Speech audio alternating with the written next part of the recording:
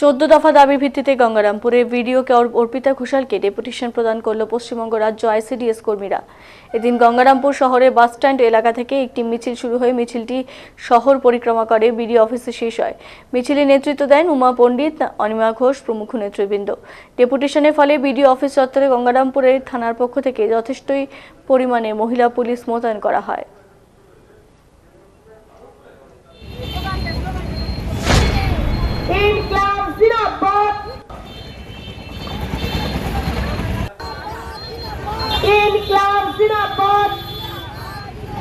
পশ্চিমবঙ্গ রাজ্য আইসিডিএস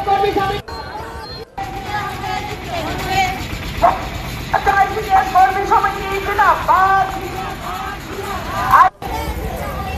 যে সমস্ত কর্মীরা বিএলওর কাজ করছেন তাদের 2025 সালের জনগণনা বিএলওর এলাকায় কর্মী সমিতি জিন্দাবাদ।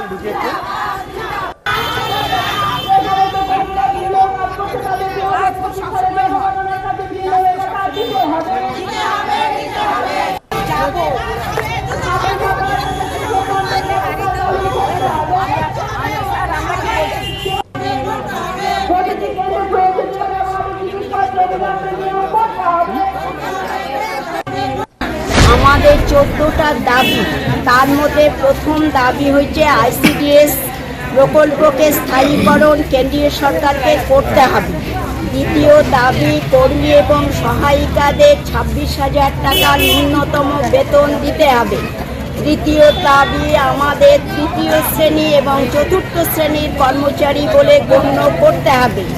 তারপরে আজকে যে 2008 সালে জ্বালানি এবং ডিমের দাম যেরকম বৃদ্ধি ছিল, পয়সা দিত সেইভাবেই দিচ্ছে, কিন্তু বর্তমানে যে আমাদের ডিমের দাম এবং জ্বালানির দাম, সবজির দাম বৃদ্ধি হয়েছে, সেই অনুযায়ী কেন্দ্রীয় সরকার, রাজ্য সরকার কেউ আমাদের দাম দিচ্ছে না।